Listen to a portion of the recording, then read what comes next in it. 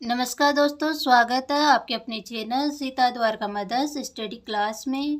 आज का टॉपिक है वर्णमाला या वर्ण-विचार और मैं शॉर्ट नोट्स लेके आई हूँ और आपको क्लास में याद करवा दूंगी बिल्कुल आसान सरल भाषा में।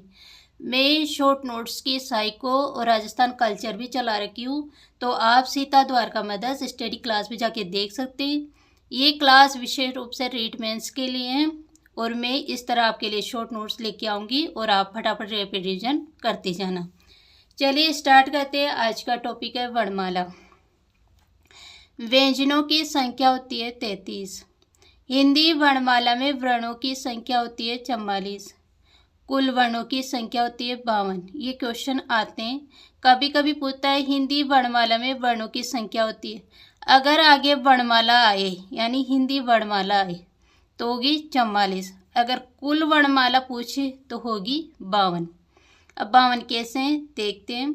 स्वर होते हैं 11, व्यंजन होते हैं 33, अयोगवा होते 2 अ और अह, उक्षिप्त होते 2 अड अड, संयुक्त व्यंजन होते 4 श त्रज्ञ और श्र। अब है स्वरों का वर्गीकरण। कितने भेद है? 5। सबसे पहले उच्चारण अवधि के आधार पर कौन कौन से हैं? लघु स्वर और दीर्घ स्वर। लघु स्वर में आएंगे अ ई उ री यानी 4 आएंगे और बाकी के जितने बच के वो किस में आएंगे? दीर्घ में। तो चारों को याद कर लीजिए, अ ई उ री किस में हो गए? लघु में, और बाकी के दीर्घ में। एक बार देख लेते हैं। आ ई उ ए आई ओ औ। ठीक है। सेकंड है ओष्ठावृत्ति के आधार पर वृत्ताकार स्वर। जैसे अपन ऊ ओ बोलेंगे तो अपना जो चेहरा है यानी अपना जो मुंह है वो कैसा हो जाएगा? गोल हो जाएगा। तो वृत्ताकार में कौन कौन से आएंगे? ऊ औ, और बाकी की बच्चे किस में आ जाएंगे? अवृत्ताकार में। तो अपने को इसको याद करने की जरूरत ही नहीं है। वृत्ताकार याद होगा तो बाकी के अवृत्ताकार तो अपने आप ही याद हो जाएगा। अब जीवा की क्रियाशीलता के आधार पर इसमें ये बहुत ही इम्पोर्टेंट है और ये ही अपने को ज़्यादा कंफ्यूज करता है, तो मैं इसको आपको समझाती हूँ। कितने भेद है? 3। अग्रस्वर, मध्य स्वर और पश्च स्वर। अब मैं इसको आपको यहीं पर याद करवा दूंगी और आप कभी भी नहीं भूलोगे। देखो कैसे। सबसे पहले आपको याद करना है मध्य स्वर। मध्य स्वर में क्या आएगा? अ। फिर याद करना है आपको पश्च स्वर।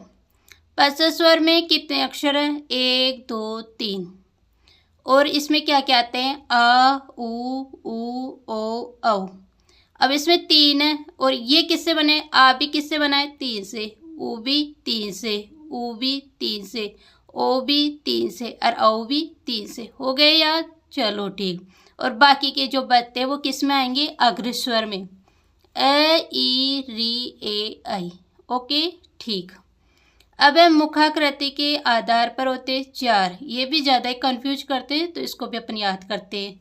सवर्त स्वर ई उ री, अर्ध सवर्त स्वर ए औ, विवर्त स्वर आ और अर्ध विवर्त स्वर अ ए ओ। इसको अपन नीचे से स्टार्ट करते हैं। अ आ। हो गया याद? चलो ठीक। अब डायरेक्ट आते ऊपर। ई उ री। चलो ठीक। ये भी याद हो गया और ये भी याद हो गया। इन दो का तो काम हो गया। चलो ठीक। अब कौन कौन से बचे? अर्ध सवर्त और अर्ध विवर्त यानी आधे आधे वाले बच्चे। तो आधे आधे वाले को कैसे याद किए? ए आई ओ औ। ओके। तो अपने को इनका क्रम को ध्यान रखना है। इस क्रम को आप उल्टे सीधे नहीं लिखोगे। सबसे पहले सवर्त स्वर लिखेंगे, फिर अर्ध सवर्त स्वर, फिर विवर्त स्वर, फिर अर्ध विवर्त स्वर, फिर लास्ट 5 नासिक के आधार पर। यहाँ तक आपको समझ में आ गया होगा। चलिए आगे पढ़ते हैं।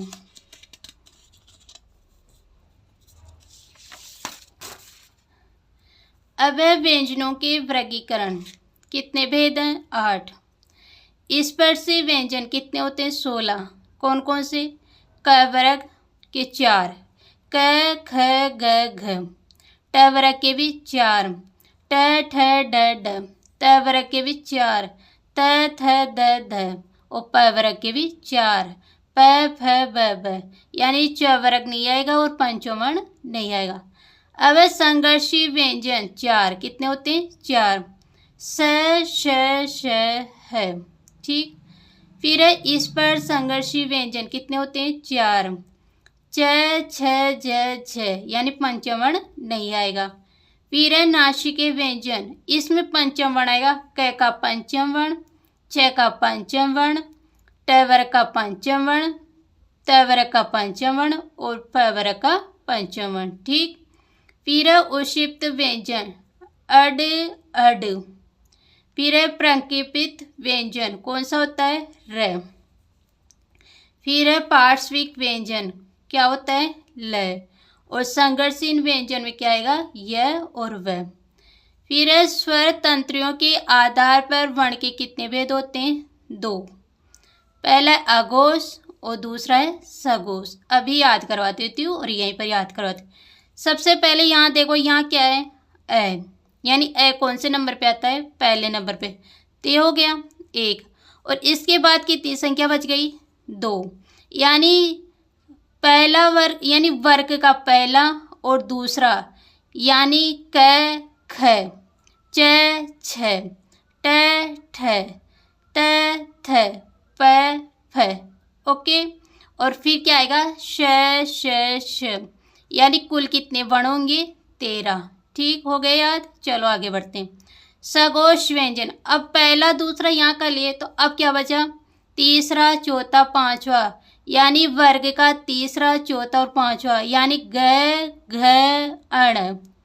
फिर च वर्ग में झ अण। फिर ट वर्ग में ड अण। फिर त वर्ग में ध न और प वर्ग में ब भ म, ओके। फिर आएगा य र ल व। फिर है और फिर आएंगे सभी स्वर, यानी कुल कितने होते हैं 31, ओके ठीक। अब प्राण वायु के आधार पर कितने भेद होते हैं 2, अल्प प्राण और महाप्राण। बिल्कुल आसान है, यहीं पर वो याद हो जाएगा। यानी पहला अक्षर, ओके। ये क्या है ल ऐसे लिखा हुआ है तो अपन ऐसे करने में क्या है हो गया, कौन सा वर्ण हो गया तीसरा।